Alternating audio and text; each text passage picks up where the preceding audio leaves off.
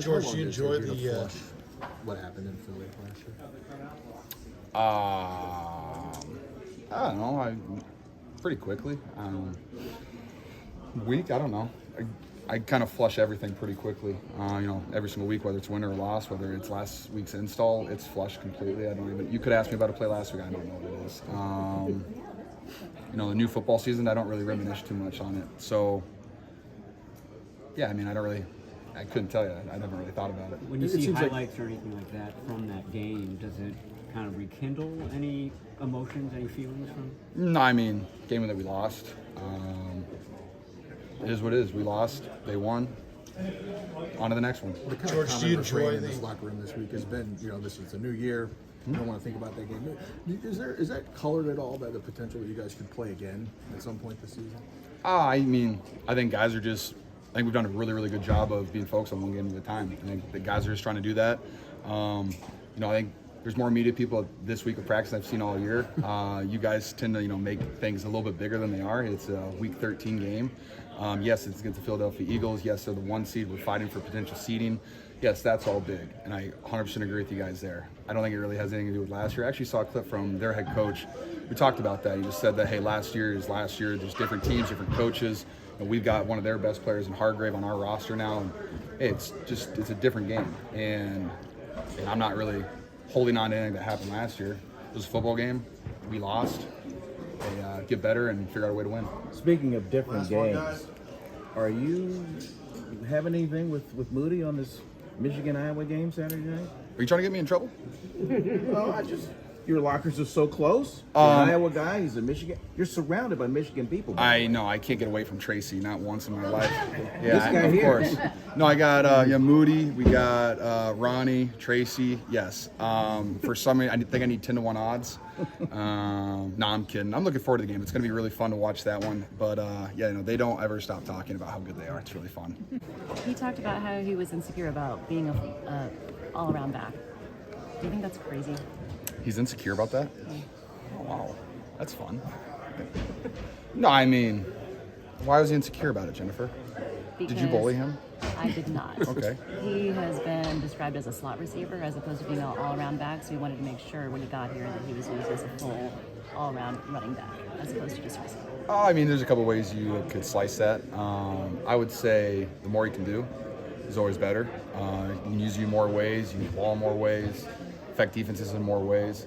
Especially when you're a guy like Christian. I don't really see any other running back in the NFL line up in the slot and running double move routes for touchdowns, running comebacks, running our slant concepts, things like that. I don't really see any other running backs doing that. So you call him whatever you want to call him.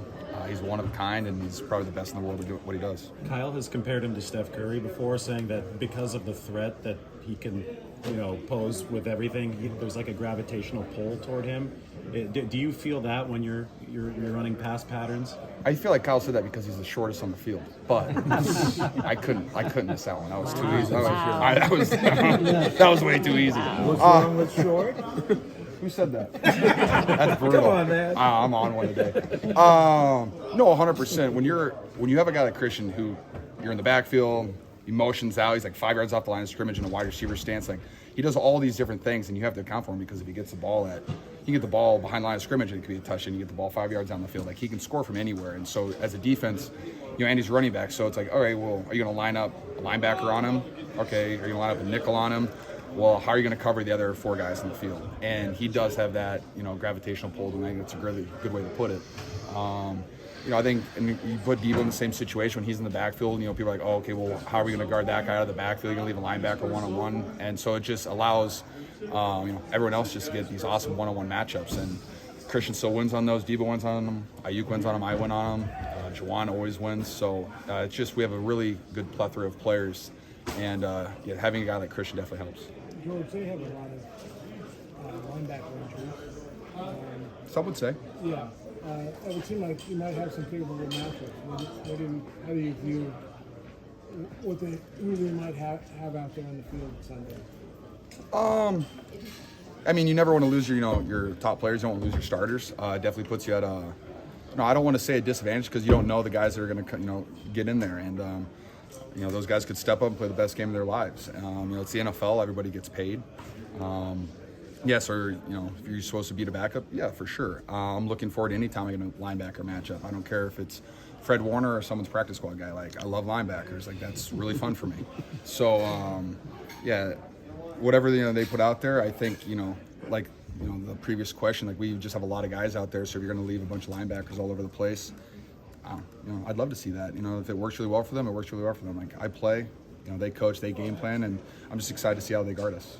Speaking of the game plan, just the vibe from last year, guys talking about even Brock just now, last year's game plan against them. Everyone was supremely excited to play that game and see how that game plan worked. Did you share that feeling?